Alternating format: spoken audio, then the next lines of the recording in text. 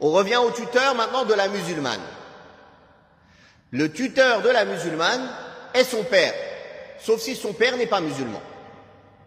Si son père n'est pas musulman, il ne peut pas être son tuteur. Même s'il accepte le mariage, même si avoir son accord est une bonne chose pour garder les liens de parenté et de bonne entente, mais il ne sera pas son tuteur. Son tuteur doit être un musulman, obligatoirement. Ça c'est un. Le tutorat, comme le cheikh l'a cité, donc il a dit la présence du tuteur est également indispensable au mariage. Il a cité le hadith que nous avons cité. Les gens qui sont habilités à accorder la main d'une femme sont par ordre de préséance son père et ses ascendants, c'est-à-dire le père du père, le grand-père paternel du père, toujours du côté du père. Donc son père, si le père n'est pas là, ou il y a une incapacité, ou il n'est pas musulman, ou pour X raisons, c'est le grand-père paternel. Ou l'arrière-grand-père paternel. Toujours du côté du père. Toujours. Les tuteurs ne sont que du côté du père. Jamais du côté de la mère. Jamais. Sauf exception, quand il n'y a pas. Mais sinon, dans la règle de base, c'est toujours du côté du père. Donc, il a dit son père et ses ascendants, quel que soit le degré d'ascendance de ces derniers. Grand-père, arrière-grand-père, arrière-arrière-grand-père, s'ils sont vivants. À condition qu'ils soient musulmans, bien sûr. Et qu'ils ont la raison, etc. Qu'ils peuvent s'occuper de cette responsabilité. Puis, son fils. Le fils à la femme. Si elle a un fils, elle a déjà été mariée auparavant. Et ses petits-fils à son fils. Toujours du côté du garçon.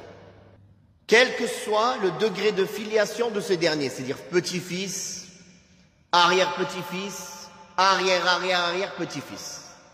Du côté du garçon, toujours. Si sa fille a un garçon, c'est pas valable. Le fils du fils du fils du fils du fils, toujours des garçons. Pubère, bien sûr, et raisonné. Un enfant non pubère ne peut pas être tuteur de sa mère.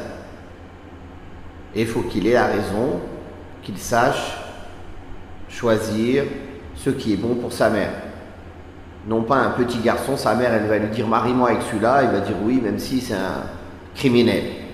Après cela, les savants ont divergé dans l'ordre du tutorat. Il revient à qui? Alors le cheikh a dit ses héritiers par ordre de proximité. C'est pour cela que les savants ont divergé, par ordre de proximité. Donc vous pourrez dire son frère germain, c'est-à-dire son frère de même père, même mère. Après le père et les ascendants, le fils et les descendants, vient son frère. Même père, même mère. Attention. Son frère de mère, non. Son frère, même père, même mère. Puis, le frère de même père, même s'ils n'ont pas la même mère. Tout cela, quand on les cite, bien sûr, ou leurs représentants. Le père ou son représentant, le grand-père ou son représentant, le fils ou son représentant. Je ne cite pas toujours ou son représentant ou son représentant. Ça va de soi. D'accord? Après cela vient le neveu, c'est-à-dire le fils du frère germain ou son représentant. Puis le fils du frère de même père ou son représentant.